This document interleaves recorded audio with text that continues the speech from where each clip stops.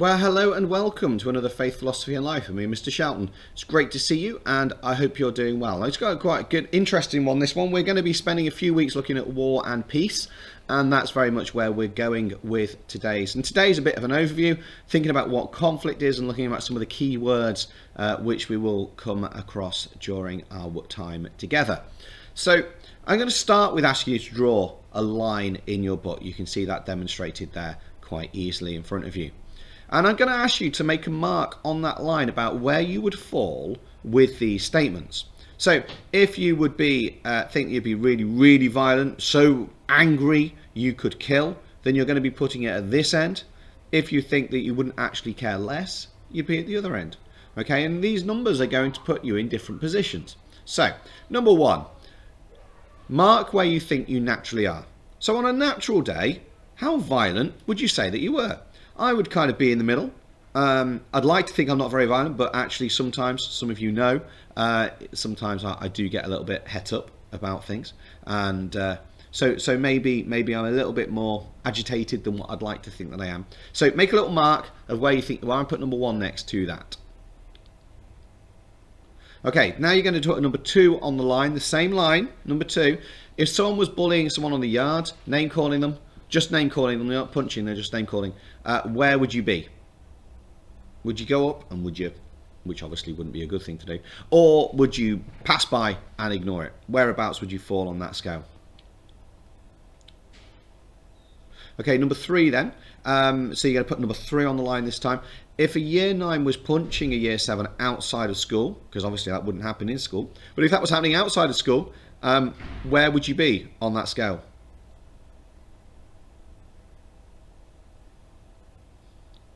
And number four then, if someone threatened you with a knife, but you had no weapon. So you had no weapon, where would you be on that line?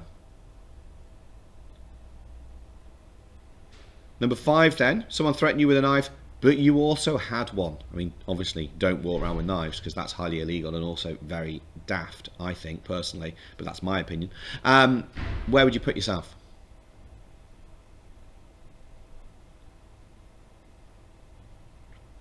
Okay, number six then, someone threatened a loved one, regardless whether you had a weapon or not. Whereabouts would you put yourself on that line? Someone threatened a loved one, a friend, boyfriend, girlfriend, family, with a weapon. You didn't have one. Whereabouts would you put yourself? If you were called up to a war to fight for your country on the front line, would you go? How violent would you be in that situation?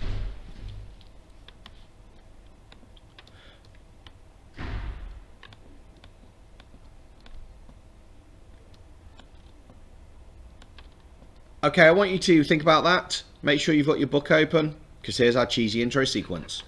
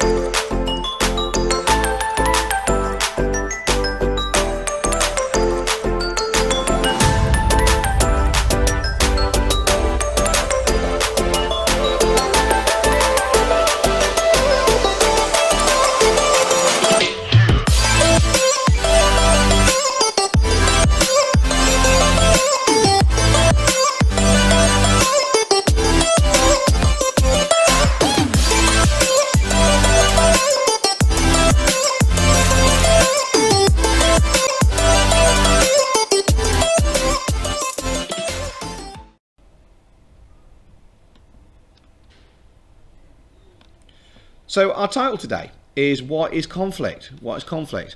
And our learning objective is to explore the issues surrounding conflicts in the world today. Explore the issues surrounding conflicts in the world today.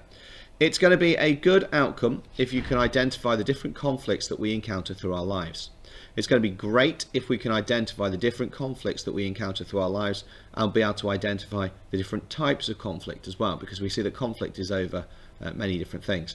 And even better, reach a reasoned conclusion of conflict is actually inevitable or not, because that's kind of what the whole point of this unit is, to be thinking about conflict and war, and is it inevitable? Does it have to happen? So we're going to spell some unfamiliar words today. We're going to be creative thinkers, and we're also going to be reflecting on what we believe and why we believe it, hence the spiritual element and the moral of what is right and wrong. As always, do pause me as we go. There's the title again. And you are going to be hopefully sending your work through to your teachers at the end, because obviously we'd love to see what you've done. During today's session then, we've done How Violent Am I? We're going to think about 4 bubbles. We're going to look at some keywords, look at what war is, and do a bit of reflection as well. So to start off with, what I'd like you to do is I'd like you to make 4 little mind maps. Okay, they're only going to be small, and that's the whole point. And I'd like you around them to write down examples of conflict that fall under these categories.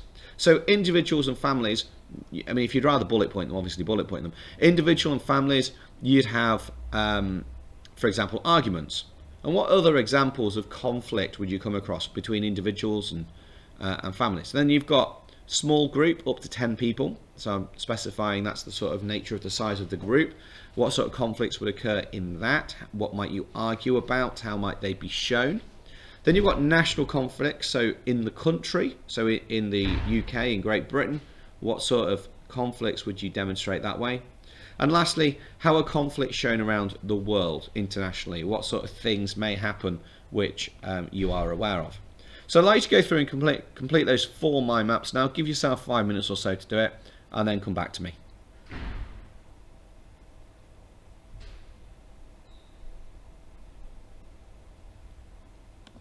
Okay, now the next thing I'd like you to do, and I've got this as a paired activity, but obviously if you're at home, that's going to be a little bit more difficult for you to do. I want you to work out which of these conflicts are moral, about things that are right or wrong. Which of these conflicts, about all 4 of them, so you're going to go look at each example you've put, which one's about moral, which one's about territorial, about the world that we live in, about territory. Which ones are personal? Some arguments, for example, might be personal, they could also be moral. Or which ones are religious? Okay, so go through and now see if you can categorize each of the examples that you've given into one of these 4 categories. Pause me and come back to me when you're done.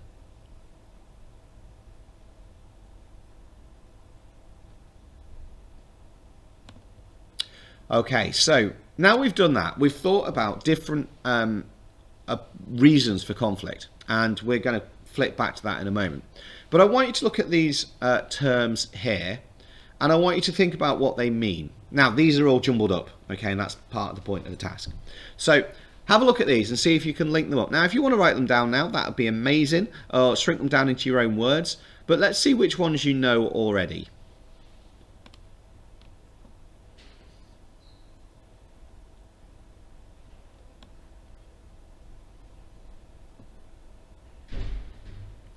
Okay, I'm going to make this a little bit harder for you.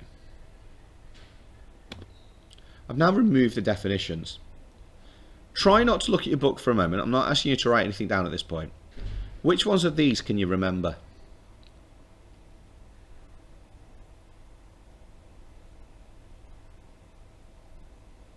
Going to swap the activity round. Have a look at this. Now, which ones of these definitions can you come up with those terms for?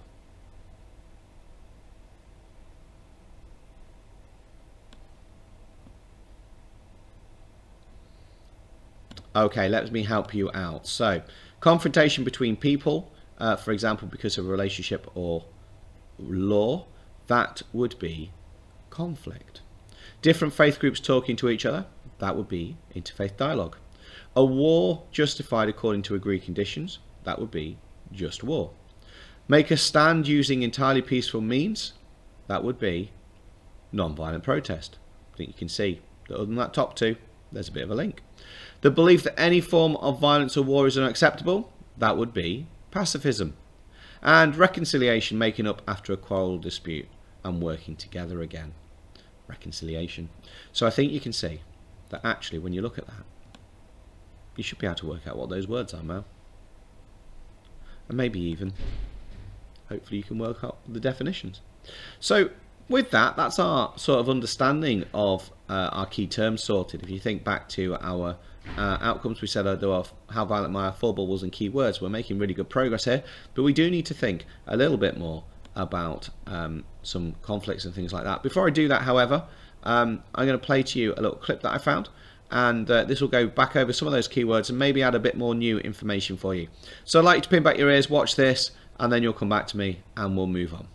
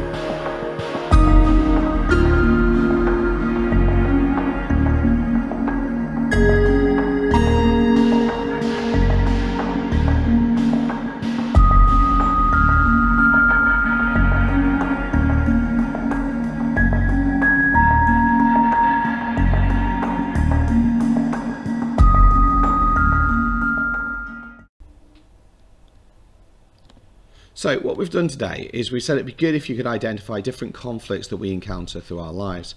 Great if you could identify some different conflicts that you'll encounter through our lives and be able to identify the different types of those conflicts, which is obviously what we've been doing with the personal, territorial and religious and so on. And even better if you reach a reasoned conclusion about your conflicts are inevitable. So I'm going to give you an example now of this. And I want you to think what you would do. Now, I've called it the Orange Book because it is actually an orange book that I get these conflicts from. I really like them. So I'm going to read a situation out to you, and I want you to think, what would you do in this situation? Okay, so this is the situation. Your work takes you abroad and you must live in a country where there's an internal armed struggle between the authorities and freedom fighters. The freedom fighters have the large support of a large population of the population, and you happen to be in sympathy with them. You actually agree with the fact the government are wrong. You're working in a remote part of the country where you have been welcomed and you've made many new friends. One day you discover that many of them are actually terrorists. Later you're due to travel to a different part of the country and they ask to deliver a verbal message to somebody there. They'll tell you that it's really important that you pass this message on because this person's involved with the struggle as well. Do you agree to help these people out? Okay, have a think about that for a moment and make a decision, yes or no.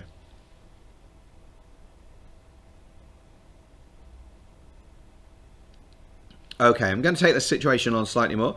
If you said yes, so this is if you said yes, you would help them out. You deliver the message and you're next asked to help a little bit more actively. As a foreigner, it's unlikely you're going to get stopped by security forces.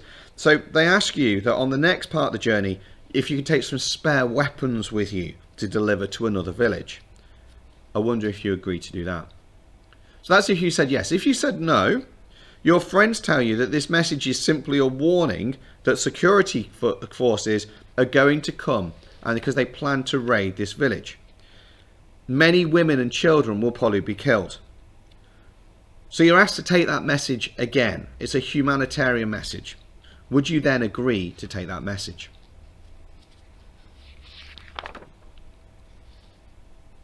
I wonder what you have thought about with that.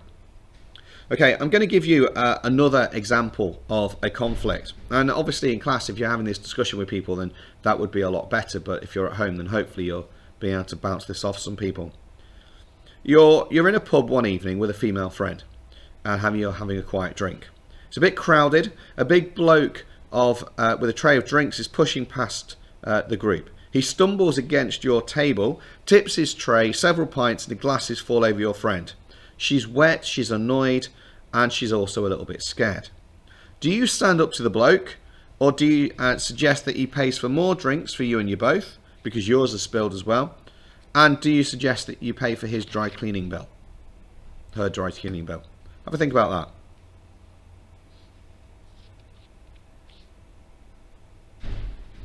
Okay, so let's say if you said yes, well, you challenge him over it.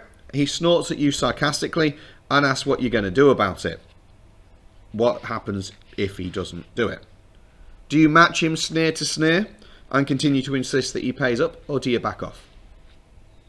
That's if you said yes. If you said no, that you weren't going to challenge him, your friend looks to you for support as she stands up and asks for a tenner to cover her bill and another drink. The big bloke laughs at her and looks as if to say, what are you going to do about it? Do you stay in your seat and do nothing, or do you support your friend at that point? Okay, you can see very clearly then how conflict can quite clearly escalate and how quickly it can escalate. So I wonder, thinking about wars, because obviously war is an example of conflict, what wars can you name? Can you know what they were about, and do you know how they were resolved? Do you know who maybe won those wars? So maybe make a little list in your book about things that you wars that you can name, what they were about and how they were resolved. And if you don't know any, then I'm sure you do. But if you don't know any, maybe do a quick Google about famous wars around the world and then come back to me. So give yourself a couple of minutes to do that. And when you've got a nice little list there, come back to me.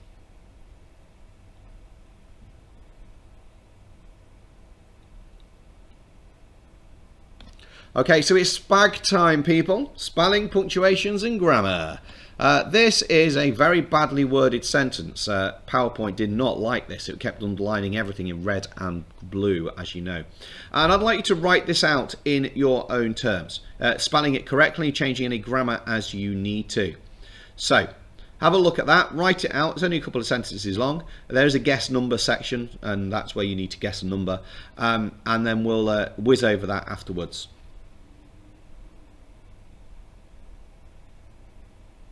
So pause me now. Okay, so these are your answers then. So you've got war needs a capital, armed is one m, conflict is got a double t at the end, it only needs one, different double f, group should be a little g, you need a space between country and there is the wrong homophone. There are 40 conflicts in the world approximately today, 10 of which are armed warfare. Okay, there are just a little fact for you there so you can make any changes. And it's not at the moment, it's at the moment, obviously. So there you go. Wonder if you got that spag correctly. It wasn't very difficult, I get that, but it did con you into writing some key information in your book. Clever. So today what we said we'd do is explore some of the issues surrounding conflicts in the world. And we've really done really well with this. So I've just got one final thing to end with today, which is this. Should there be, okay, this is the sentence, sorry, there should be no conflict on planet Earth. There should be no conflict. And I'm covering all range of conflict that we've talked about today. Do you agree? Give reasons or evidence for your opinion. So, a sentence for, a sentence against, and your opinion. Or maybe a little paragraph for, paragraph against, and your opinion. And explain why you think what you do. I'm going to leave that there. Thanks for your time. We've covered a lot today. And I hope you enjoy this unit on war and peace. And I'll see you next time, when I think we're looking at the United Nations, which are a response to war. Take care. Stay safe. Wash hands. God bless you.